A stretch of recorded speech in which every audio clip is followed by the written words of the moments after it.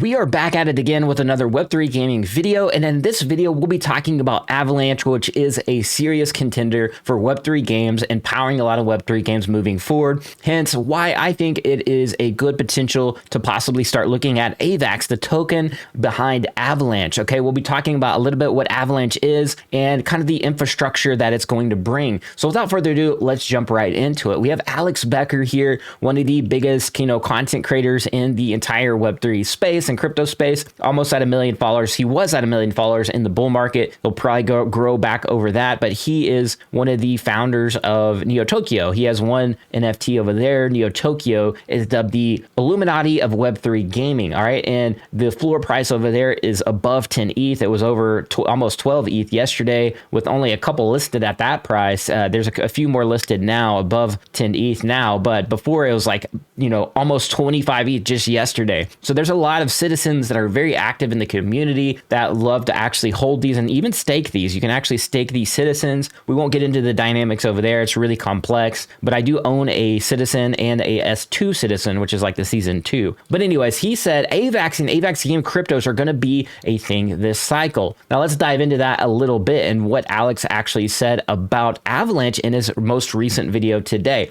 Let's go ahead and roll the clip. The thing I would be looking at is AVAX. Why? I think this is probably going to be one of the best layer ones for gaming. I'm seeing tons of really cool games coming out. Is you want to go be looking at coins for studios that are on AVAX, Solana. A lot of them are on AVAX. There's a lot of good AVAX coins. Now, another thing I would be looking at is AVAX. Why? All right, so that kind of sums it up. Just a little mention of AVAX and why.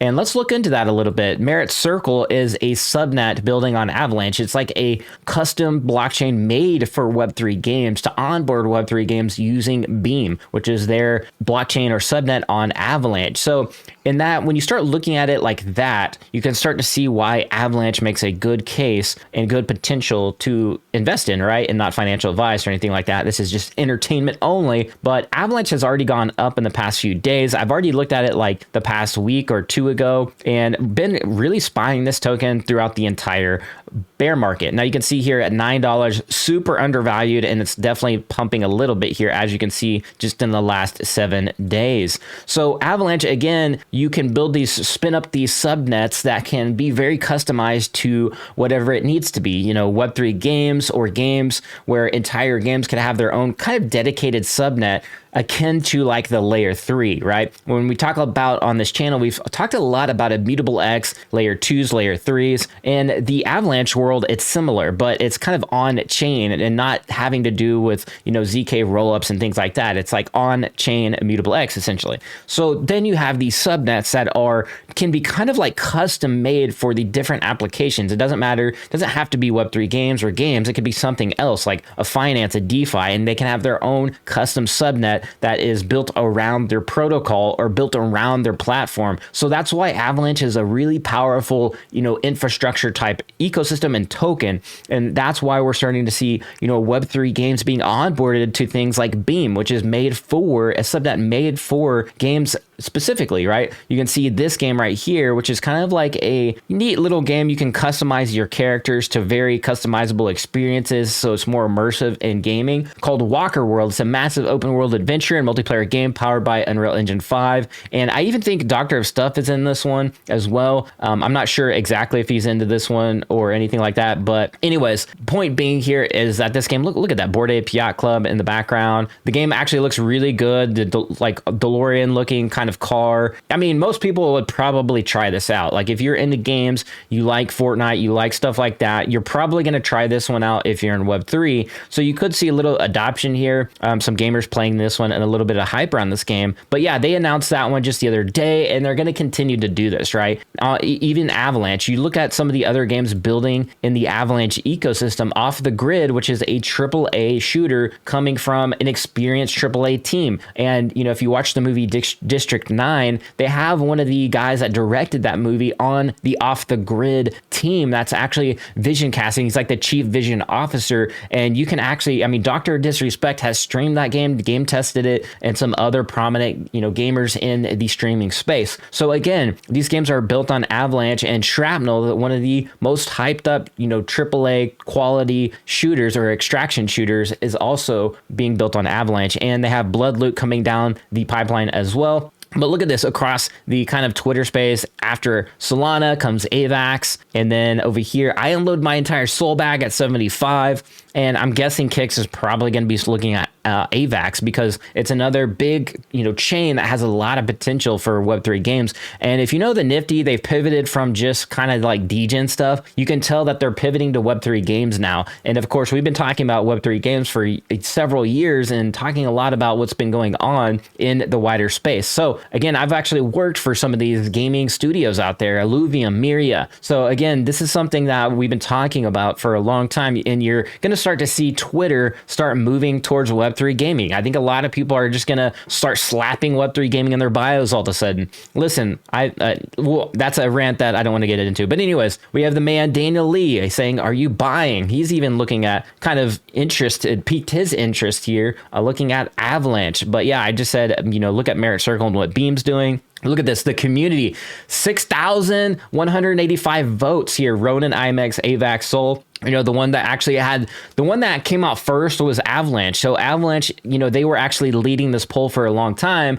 Then the Ronin community came out of nowhere and started taking little chunks out of their lead and eventually took the lead late in the game. Ronin chain, we've been talking about that a lot on the channel as well. Very active community. They are very strong, right? And that's another chain to actually be looking out for as well. And Immutable X literally came out of nowhere. Like I was sleeping and woke up to the poll. Like IMX was down, I would say like 5 or 10% less than Ronin and AVAX. And then they came out of nowhere, man, and won by just a couple percentage points above Ronin and a little bit more than AVAX. But look at these. These are some of the prominent tokens we've literally been talking about on the channel forever now, especially Immutable X. We were like the first channel to really talk about Immutable X, as you guys know. But let's pop on over to the charts, and enough of that. You can see Avalanche is actually ranked number 18 out of the entire space.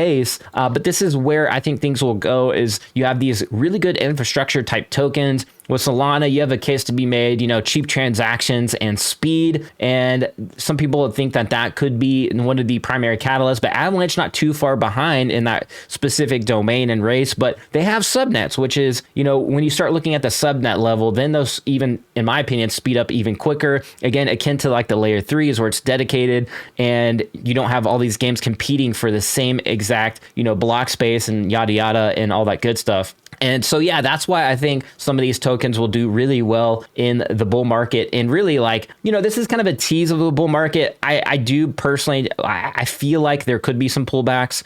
This market could keep running, right? You want to respect the trend, but you also want to be able to realize when things are going to go south a little bit and correct a little bit, because, like we say on the channel, things can't just always go parabolic all the time, right? There's going to be a point to where this market will start to cool off a little bit, and perhaps you'll start to see a little bit more sideways movement. And monitoring the macro is important too. Like Bitcoin's kind of going sideways this past day. You look at the 7-day chart and you can see sideways movement, gone up, sideways. And that's where I start looking at where things might start cooling off possibly. Again, this is one of those things that's hard to tell though, because you have a Bitcoin ETF around the corner. If it gets approved by the SEC and there's a whole wave of Bitcoin ETFs, then we could see this market get even more spicier and more explosive. So again, this is going to be a very tricky market because there is macroeconomic headwinds going on right now. The highest amount of, I think, credit in America usage or whatever, the most people are in debt. I think it hit a record number